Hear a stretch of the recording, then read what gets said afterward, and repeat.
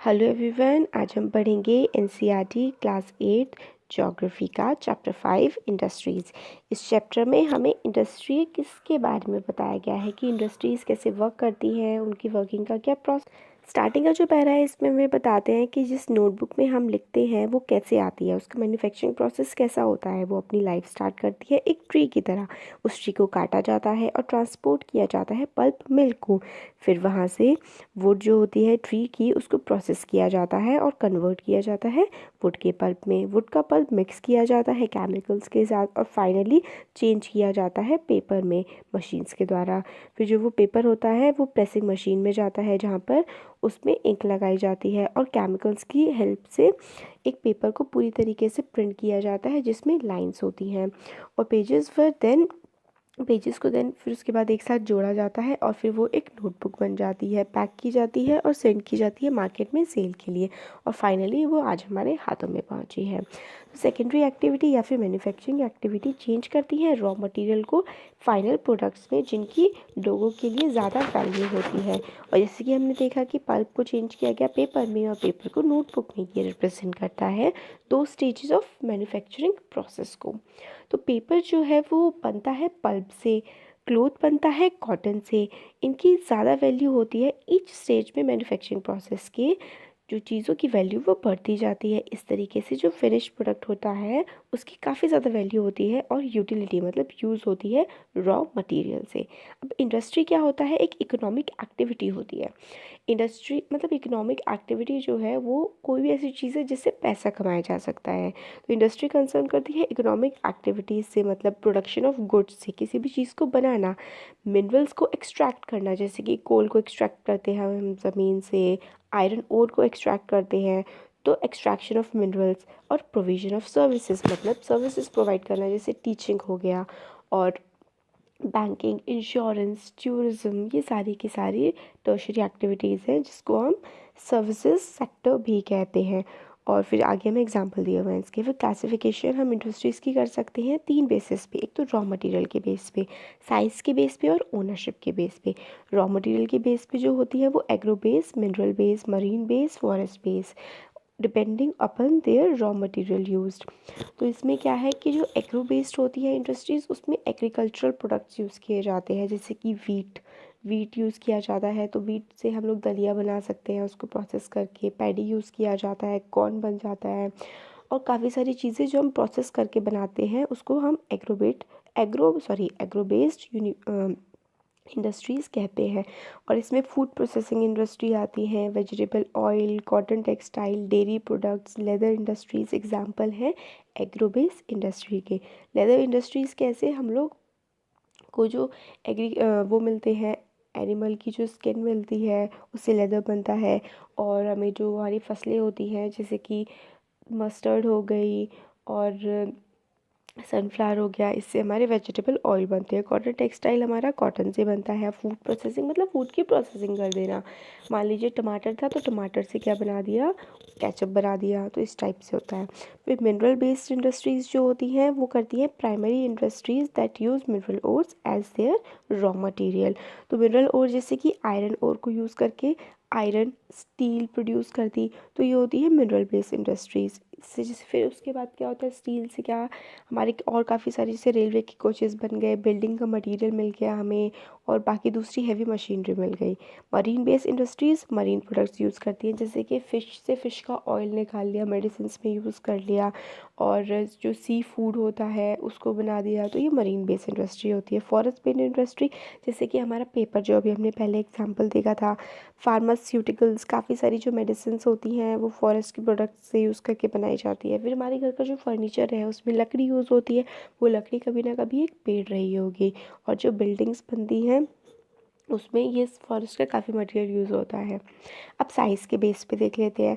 Size जो है refer करता है कि कितनी कैपिटल इन्वेस्ट की गई है, कितना पैसा इन्वेस्ट किया गया है किसी भी बिज़नेस को खड़ा करने में, कितने वहाँ पे लोग एम्प्लॉयड हैं और प्रोडक्शन कितना हो रहा है। तो साइज़ के बेसिस पे इंडस्ट्री जो है वो 2 पार्ट्स में क्लासीफाई की जा सकती है। एक है स्मॉल स्केल इंडस्ट्री और एक है लार्ज स्केल इंडस्ट्री। तो कॉटेज इंडस्ट्री जो होती है या फिर जिसको हम घर पे ही चला लेते हैं, वो होती है एक स्मॉल स्केल इंडस्ट्री, जिसमें जो प्रोडक्ट्स मैन्युफैक्चर किए जाते हैं वो हाथ के द्वारा किए जाते हैं।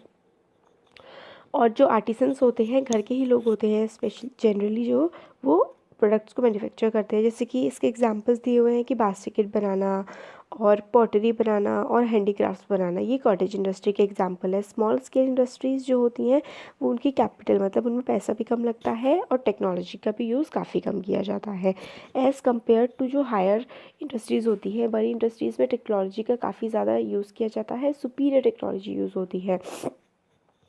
जैसे कि सिल्क को वीव करना, फूड को प्रोसेस करना, ये इस टाइप की जो इंडस्ट्रीज़ होती हैं, ये हमारी थोड़ी स्मॉल स्केल इंडस्ट्री होती है। एक तो होती है कॉटेज इंडस्ट्री, वो तो बिल्कुल बहुत ही छोटे स्केल की होती है। उससे फिर थोड़ा स्केल बढ़ता है तो हम लोग को फूड की प्रोसेसिंग इंडस्ट्रीज़ लग जाती हैं। और फिर जो बड़ी और ज़्यादा लार्ज स्केल इंडस्ट्री होती है, उसमें क्या होता है, हैवी मशीनरी का यूज़ होता है। जैसे कि प्रोडक्शन ऑफ ऑटोमोबाइल्स, मतलब कार की मैन्युफैक्चरिंग, बाइक्स की मैन्युफैक्चरिंग, ये होती है production of automobiles. Heavy machinery की यूज़ होती है इसमें, और इसको हम कहते हैं लार्ज स्केल इंडस्ट्री। अब ओनरशिप के बेसिस पे क्या होता है, इंडस्ट्री उसको हम क्लासीफाई कर सकते हैं प्राइवेट सेक्टर और या फिर स्टेट ओन्ड। या फिर प्राइवेट सेक्टर होता है जो किसी पर्टिकुलर लोगों ने ओन की होती है, पब्लिक सेक्टर होता है जो गवर्नमेंट ओन्ड होती है, या और एक होता है जॉइंट सेक्टर। जॉइंट सेक्टर में गवर्नमेंट के भी शेयर्स होते हैं और पब्लिक के मतलब प्राइवेट लोगों के भी होते हैं शेयर्स, इंडिविजुअल्स के। और कोऑपरेटिव सेक्टर होता है कि बहुत सारे लोग मिलकर किसी एक कंपनी को चलाते हैं, जिसके एग्जांपल है अमूल, आनंद मिल्क यूनियन लिमिटेड, इसका हम दूध पीते हैं और बाकी सारे काफ़ी सारे प्रोडक्ट्स खाते हैं, वो एक कोऑपरेटिव है। तो पहले हम देखते हैं प्राइवेट सेक्टर इंडस्ट्रीज़ के बारे में। ये उनकी जाती हैं इंडिविजुअल्स मतलब कुछ लोगों के द्वारा या फिर कुछ ग्रुप ऑफ लोगों के द्वारा। पब्लिक सेक्टर इंडस्ट्री जो ओन की जाती है वो गवर्नमेंट के द्वारा ओन की जाती है, जैसे कि हिंदुस्तान एरोनॉटिक्स लिमिटेड और steel authority of India. Joint sector जो है वो ओन किया जाता है स्टेट के मतलब गवर्नमेंट के और कुछ लोगों के या फिर ग्रुप ऑफ लोगों के,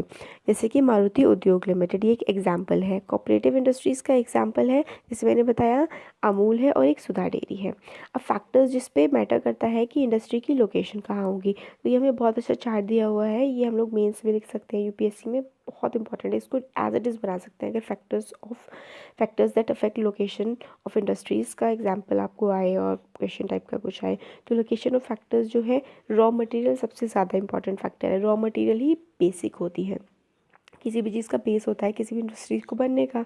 तो पहला है रॉ मटेरियल, फिर लेबर, वहाँ पे कैसा अवेलेबल है, लोग अवेलेबल हैं जो काम कर सके। कैपिटल मतलब कि कितना वहाँ पे कैपिटल इन्वेस्ट किया जा सकता है। मार्केट कितना पास है। ट्रांसपोर्ट और कम्युनिकेशन जो है उसके मीन्स कैसा है, रोड कैसी बनी हुई है कि जो हमारा सामान बना है उसको ट्रांसपोर्ट कर दिया जाए। लैंड की अवेलेबिलिटी कैसी है, वहाँ पे लाइट कैसी आती है, पावर कैसी है, ये सारे जो फैक्टर्स हैं। और भी आप ऐड कर सकते हैं कि गवर्नमेंट की पॉलिसीज़ वहाँ पर पे कैसी हैं, और बाकी दूसरा इंफ्रास्ट्रक्चर जो है कैसा है, और दूसरी इंडस्ट्रीज़ वहाँ पे लोकेटेड है या नहीं, स्किल कैसी है लेबर की, ये सब आप ऐड कर सकते हैं। तो ये हम लोगों ने देख लिया पूरा इसमें जो भी है। अब इंडस्ट्रियल सिस्टम वाला, इंडस्ट्रियल सिस्टम जो है वो कंसिस्ट करता है इनपुट, प्रोसेस और आउटपुट। इनपुट में आते हैं हमारे रॉ मटेरियल्स, लेबर, और जो कॉस्ट है लैंड की, ट्रांसपोर्टेशन जो फैक्टर है किस तरीके से ट्रांसपोर्ट किया जाएगा, पावर और बाकी दूसरे इंफ्रास्ट्रक्चर्स। और प्रोसेसेस इंक्लूड करते हैं हमारे वाइड रेंज ऑफ एक्टिविटीज़ जो कन्वर्ट करती हैं रॉ मटेरियल को फिनिश प्रोडक्ट में। तो आउटपुट जो होता है वो एंड प्रोडक्ट होता है जिससे फाइनली इनकम अर्न की जाती है। अगर हम टेक्सटाइल इंडस्ट्री का एग्जांपल लें तो इनपुट होता है कॉटन, ह्यूमन लेबर और फैक्ट्री और ट्रांसपोर्ट कॉस्ट। प्रोसेस का मतलब होता है इसमें टेक्सटाइल इंडस्ट्री में गिनिंग, स्पिनिंग, वीविंग, डाइंग और प्रिंटिंग। और आउटपुट होता है जो वो शर्ट या फिर पैंट जो भी कपड़ा हम पहनते हैं। अब इंडस्ट्रियल रीजन्स के बारे में देखते हैं। जो इंडस्ट्रियल रीजन होते हैं वो एमर्ज करते हैं नंबर ऑफ़ इंडस्ट्रीज से जो आसपास लोकेट होती हैं एक दूसरे के क्लोजली। तो इससे क्या होता है, काफ़ी ज़्यादा बेनिफिट होते हैं एक दूसरे की क्लोजनेस की वजह से। जैसे कि मान लीजिए एक तो स्किल्स का ट्रांसफ़र होता है, और क्या वहाँ पे डेवलपमेंट भी अच्छा आता है, रोड्स का डेवलपमेंट, ट्रांसपोर्ट एंड कम्युनिकेशन का, गवर्नमेंट की पॉलिसीज़ भी उस जगह पर बेटर बनने लगती हैं। तो मेजर इंडस्ट्रियल रीजन जो है वर्ल्ड के वो है eastern north America, western and central Europe, eastern Europe और ईस्टर्न एशिया। ये देखिए, ये जो मैप है ना, ये काफ़ी इंपॉर्टेंट है। इसमें देखिए जो ब्लैक वाला एरिया है, इसमें जो इंडस्ट्रियल रीजन्स हैं वो बताए गए हैं, और जो ये पीच सा कलर है इसमें बताया गया है वर्ल्ड की इंडस्ट्रियल बेल्ट जो है, मतलब किस एरिया में एक जगह से दूसरी जगह कोई बड़ा सा एरिया है जहाँ पे काफ़ी सारी इंडस्ट्रीज़ हैं। तो ये देखिए नॉर्थ अमेरिका वाला जो पार्ट है, नॉर्थ अमेरिका में यूएस में ये ईस्टर्न साइड में है, एंग्लो अमेरिकन मैन्युफैक्चरिंग बेल्ट है, पूरी डेनवर है, फीनिक्स है, Vancouver, Seattle, San Francisco, Los Angeles, Santiago, ये सारी कंट्रीज़ आ रही हैं इसमें। और ये देखिए इधर पूरा यूरोप से लेकर चाइना और ये पूरा का पूरा पार्ट इसमें कवर हो रहा है, जिसमें मुंबई भी एक इंडस्ट्रियल एरिया में आता है, फिर एक बार गंगा वैली में है, चेन्नई में। इस तरीके से ये मैप काफ़ी इंपॉर्टेंट है, देख लीजिएगा इसको। अब जो इंडस्ट्रियल रीजन है वो ऐसे एरियाज़ में लोकेटेड होते हैं जैसे कि टेम्परेट एरियाज़, जहाँ पे मौसम सही अच्छा ठंडा रहता है, पोर्ट्स के पास ताकि सामान को इजीली ट्रांसपोर्ट किया जा सके, कोल फील्ड्स के पास ताकि पावर जनरेट की जा सके इजीली। इंडिया में काफ़ी सारे इंडस्ट्रियल रीजन्स हैं जैसे कि मुंबई पुणे क्लस्टर, बेंगलोर, तमिलनाडु, हुगली, अहमदाबाद, बड़ौदा, छोटा नागपुर, ये सारे एग्जांपल्स हैं। अब इंडस्ट्रियल डिज़ास्टर के बारे में बताया गया है, जो एक काफ़ी बुरा इंसिडेंट हुआ था हमारे देश में। इसमें क्या हुआ था, 3 दिसंबर 1984 को अराउंड रात के जो 12:30 बजे, क्या जो टेक्नोलॉजी थी, टेक्नोलॉजिकल एक्सीडेंट था कि हाईली पॉइजनस जो गैस थी मिथाइल आइसोसाइनाइड, जिसको शॉर्ट में हम MIC कहते हैं, अलोंग विद हाइड्रोजन साइनेट, जो रिएक्शन ये सब क्या हुआ था, रिलीज़ हो गई थी ये गैसेस पेस्टिसाइड फैक्ट्री से, जिसका नाम था यूनियन कार्बाइड, और जिसमें अराउंड डेथ हुई थी, जो डेथ टोल था वो 3598 था। और जो थाउजेंड्स जो लोग सरवाइव किए थे उनको भी काफ़ी ज़्यादा प्रॉब्लम्स हो गई थी, जैसे कि ब्लाइंडनेस, अंधे हो गए थे लोग, इम्यूनिटी सिस्टम ख़राब हो गया था, ऑलमोस्ट इम्पेयर्ड हो गया था, गैस्ट्रो इंटेस्टाइनल डिसऑर्डर्स हो गए थे। और जो एक्सीडेंट हुआ था, एक और इंसिडेंट के बारे में बताते हैं कि 23 दिसंबर 2005 में हुआ था, गैस वेल से जो गैस बाहर आ गई थी गुआकुओ चोंगकिंग चाइना में, 253 पीपल की जो है डेथ हो गई थी, और फिर काफ़ी ज़्यादा कोई 60,000 को इवैक्यूएट कर लिया गया था, काफ़ी लोगों की डेथ हुई थी क्योंकि वो एक्सप्लोजन के बाद भाग नहीं पाए थे। तो मतलब ये इंडस्ट्रियल डिज़ास्टर्स के हमें एग्जाम्पल दिए हुए हैं। एक क्या है, भोपाल गैस ट्रेजिडी, और ये दूसरा हमें एग्जाम्पल दिया हुआ है गाओकुओ जो था चाइना में, जिसमें गैस वेल से गैस लीक हो गई थी। अब ये है रिस्क रिडक्शन मेजर्स, हम क्या क्या मेजर्स ले सकते हैं जिससे कि हम रिस्क को कम कर सकें। तो जो डेंसली पॉपुलेटेड एरियाज़ है, मतलब जिन एरियाज़ की पॉपुलेशन बहुत ज़्यादा है, और जो रेसिडेंशियल एरियाज़ है जहाँ पे लोग रहते हैं, उनसे फैक्ट्रीज़ को काफ़ी दूर लगाना चाहिए, और पीपल जो फैक्ट्रीज़ के पास रहते हैं उनको अवेयर कर दिया जाना चाहिए जो हज़ार्डियस सब्सटेंसेस यूज़ किए जा रहे हैं, और जो पॉसिबल एक्सीडेंट अकर कर सकता है इंडस्ट्रीज़ की वजह से। और फायर वार्निंग सिस्टम और उसका फाइटिंग सिस्टम जो है वो हमेशा सही रहना चाहिए। स्टोरेज कैपेसिटी जो होती है टॉक्सिक सब्सटेंसेस की, उनको हमेशा लिमिटेड ही रखना चाहिए, कम से कम रखना चाहिए। और पॉल्यूशन जो डिस्पोज किया जाता है एनवायरनमेंट में इंडस्ट्रीज़ के द्वारा, उसको भी ट्रीट करके बाहर रिलीज़ करना चाहिए, और उसके फंक्शंस पे भी इम्प्रूवमेंट आनी चाहिए कि कम से कम टॉक्सिस एनवायरनमेंट में रिलीज़ किए जाएँ। अभी डू यू नो वाला बॉक्स है, इसमें बताते हैं कि एमर्जिंग इंडस्ट्रीज़ को हम सनशाइन इंडस्ट्रीज़ भी बोलते हैं। ये इंडस्ट्रीज़ इंक्लूड करती है इंफॉर्मेशन टेक्नोलॉजी, वेलनेस, हॉस्पिटैलिटी और knowledge. Distribution of major industries, जो मेजर इंडस्ट्रीज़ हैं वर्ल्ड की, जैसे कि iron and steel industry, textile industry, information technology industry. तो आयरन और स्टील इंडस्ट्री, टेक्सटाइल इंडस्ट्री, ये वर्ल्ड की ओल्डर मतलब काफ़ी पुरानी जो है वो स्टील इंडस्ट्री है, और इंफॉर्मेशन टेक्नोलॉजी इंडस्ट्री है वो हमारी इमर्जिंग इंडस्ट्री है। हाँ, तो ये जो सनराइज इंडस्ट्रीज़ होती है ना, जो वो होती हैं जैसे कि जिनका अभी काफ़ी ज़्यादा अभी रिसेंटली ही स्टार्ट हुई है, और वो काफ़ी ज़्यादा तेज़ी से बढ़ रही हैं, और फ्यूचर में होप है कि वो काफ़ी ज़्यादा लोगों को एम्प्लॉय भी करेंगी, और हमारे इंडस्ट्रियल जो सेक्टर है उसमें काफ़ी ज़्यादा इम्प्रूवमेंट भी लेके आएंगी। तो countries in which iron and steel industry is located, iron और स्टील इंडस्ट्री जिन कंट्रीज़ में लोकेटेड है उनके एग्जांपल्स हैं तो जापान, रशिया, टेक्सटाइल इंडस्ट्री जो कंसंट्रेटेड है इंडिया में भी है, और हांगकांग में, साउथ कोरिया, जापान और ताइवान में major hubs of information technology है, सिलिकॉन वैली, कैलिफोर्निया और बेंगलोर रीजन ऑफ इंडिया में। आयरन एंड स्टील इंडस्ट्री, फिर इसमें क्या है, इसमें भी क्या होता है, बाकी दूसरी इंडस्ट्रीज़ की तरह ही इनपुट, प्रोसेस और आउटपुट होता है, और रॉ मटेरियल को फीड किया जाता है, वो प्रोसेस होता है और आउटपुट निकल के आता है। तो इनपुट्स इसके क्या होते हैं, रॉ मटेरियल, आयरन ओर और कोल, लाइमस्टोन। इसके साथ होता है हमारा लेबर, कैपिटल, साइट और दूसरा इंफ्रास्ट्रक्चर। प्रोसेस होता है आयरन ओर से स्टील इनटू स्टील, इन्वॉल्व्स काफ़ी सारी स्टेजेस इन्वॉल्व करती हैं कि रॉ मटेरियल को ब्लास्ट फर्नेस में, फर्नेस का मतलब होता है कोई भी भट्टी, फर्नेस में डाला जाता है जहाँ पे स्मेल्टिंग होती है। स्मेल्टिंग का हमें जो डेफिनेशन है ये बताई गई है साइड में, कि process of smelting in which metals are extracted from their ore by heating beyond their melting point. मतलब जो प्रोसेस होता है स्मेल्टिंग का, उसमें हम लोग कोई भी मेटल होती है उसमें से, मेटल ओर होता है उसमें से मेटल जो एक्सट्रैक्ट करते हैं वो उस ओर को बॉयल करते हैं, इतनी ज़्यादा हीट करते हैं उसके मेल्टिंग पॉइंट से ऊपर उसको हीट करते हैं। मतलब सपोज करिए कि किसी मेटल का जो मेल्टिंग पॉइंट है वो 70 डिग्री सेल्सियस है, सपोज करिए, एग्जांपल है ये, और अगर हम उसको 85 डिग्री तक उसको हम हीट करते हैं उसके मेल्टिंग पॉइंट से ऊपर, तो ओर से मेटल निकल के आ जाती है। तो ये प्रोसेस होता है स्मेल्टिंग का प्रोसेस। फिर स्मेल्टिंग के बाद उस मेटल को रिफाइन किया जाता है, फिर जो आउटपुट ऑब्टेन होता है वो होती है हमारी steel, which may be used by other industries as raw material. Steel भी दूसरी इंडस्ट्रीज़ के लिए रॉ मटेरियल हो सकती है, मतलब जैसे कि फ्राई पैन है, तो फ्राई पैन स्टील का जो बनता है, या फिर कोई स्टील की रेलिंग्स है, फ्राई पैन तो जनरली एल्यूमिनियम का बनता है, स्टील के भी होते हैं। मान लीजिए लोग घरों के बाहर रेलिंग्स लगवाते हैं तो वो स्टील की लगती हैं, तो वो जो रेलिंग मैन्युफैक्चर हो रही है उनके लिए क्या है, रॉ मटेरियल, एक रॉ मटेरियल उनका स्टील है। तो इस तरीके से, जैसे कि अब हम लोग को बताया गया है मैन्युफैक्चरिंग प्रोसेस ऑफ स्टील जो है, 8 टन्स ऑफ कोयला लगता है, 4 टन्स आयरन ओर लगता है, 1 टन ऑफ लाइमस्टोन लगता है, जिससे बनती है 1 टन ऑफ स्टील। स्टील काफ़ी टफ होती है और इजीली इसको शेप किया जा सकता है, कट किया जा सकता है और वायर्स में भी कन्वर्ट किया जा सकता है। ये एक स्पेशल अलॉय है। Special alloys of steel can be made by adding small amount of other material. मतलब स्टील से दूसरे अलॉयज भी बनाए जा सकते हैं अगर हम उसमें एल्यूमिनियम, निकल या फिर जो कॉपर है वो बन सकते हैं स्टील से, अगर कुछ अलॉय ऐड किए जाए इसमें। तो अलॉय जो स्ट्रेंथ प्रोवाइड करते हैं और हार्डनेस देते हैं और इसको रस्ट से भी बचाने की एबिलिटी देते हैं। जो स्टील है वो उसको बोला जाता है बैकबोन ऑफ मॉडर्न इंडस्ट्रीज़।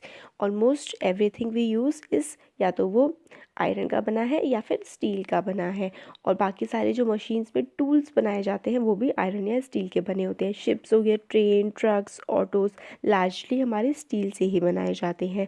और सेफ्टी पिन से लेकर के एक छोटी सी नीडल तक, एक सुई तक जो है वो भी हमारी स्टील से ही बनी होती है। ऑयल वेल से जो ड्रिलिंग होती है वो भी स्टील की ही मशीनरी होती है। स्टील की पाइपलाइंस होती हैं जिससे ऑयल ट्रांसपोर्ट किया जा सकता है। मिनरल्स जो है वो माइन किए जाते हैं स्टील के इक्विपमेंट से। फार्म जो होते हैं वो अपनी फार्म जो मशीन्स होती हैं, फार्मिंग मशीन्स, वो भी स्टील से बनी होती है, और लार्ज बिल्डिंग्स में भी स्टील का ही फ्रेमवर्क बना हुआ होता है। बिफोर 1880 जो आयरन और स्टील की इंडस्ट्री थी वो लोकेटेड थी जहाँ पर रॉ मटेरियल होते थे, इजीली अवेलेबल होते थे, पावर सप्लाई होता था, वाटर मिल जाता था। मगर लेटर जो है उसके बाद आइडियल लोकेशन बन गई इंडस्ट्री की, जहाँ पर कोल फील्ड्स होते थे और कैनाल्स और रेलवेज़ होते थे। फिर उसके बाद 1950 के बाद आयरन एंड स्टील इंडस्ट्री जो है लोकेट होने लगी कहाँ पर, सी पोर्ट्स के पास, क्योंकि जो आयरन और स्टील इंडस्ट्री का वर्क इतना ज़्यादा बढ़ गया था कि जो आयरन ओर है वो एक्सपोर्ट भी किया जाने लगा था, तो पोर्ट्स के पास ये इंडस्ट्रीज शिफ्ट होने लगी थी। तो ये पूरी साइकिल बताई गई है 1800 से, फिर 1800 से 1950 तक, फिर 1950 के बाद किस तरीके से स्टील की जो है लोकेशन वो चेंज हो गई। इंडिया में आयरन और स्टील डेवलप हुई। देखिए पहले हम यहाँ ये देख लेते हैं कि major iron ore producing areas. तो ये पूरे मैप में दिखाया गया है, बहुत इंपॉर्टेंट है। इंडिया भी major iron ore producing country है। Japan, Russia, Germany, Europe, South America और ऑस्ट्रेलिया, और ये ब्राज़ील हो गया, फिर कनाडा में, और साउथ अमेरिका का कनाडा का ये जो रीजन है काफ़ी ज़्यादा इंपॉर्टेंट एग्जांपल्स हैं आंसर में। या तो हमें ये मैप ही बना देना चाहिए, रफ मैप बना के डायरेक्ट कंट्रीज़ को पॉइंट कर दो, या फिर ऐसे एग्जाम्पल भी लिख सकते हैं। फिर हाँ, इसमें क्या है, आयरन और स्टील इंडस्ट्री का जो डेवलपमेंट का इंडिया के पास एडवांटेज रहा है वो है कि रॉ मटेरियल अवेलेबल है, लेबर चीप है, ट्रांसपोर्टेशन के लिए भी ठीक ठाक नेटवर्क है, और मार्केट भी है हमारे पास। इंपॉर्टेंट स्टील प्रोड्यूसिंग सेंटर्स जो है इंडिया में, भिलाई, दुर्गापुर, बर्नपुर, ये सारे के सारे एग्जांपल्स हैं। और मेनली 4 स्टेट्स में है ये, वेस्ट बंगाल, झारखंड और उड़ीसा, छत्तीसगढ़। भद्रावती एंड विजयनगर कर्नाटक में, विशाखापट्टनम जो है वो आंध्र प्रदेश में है, Salem Tamil Nadu important steel manufacturing centres हैं। अब जमशेदपुर के बारे में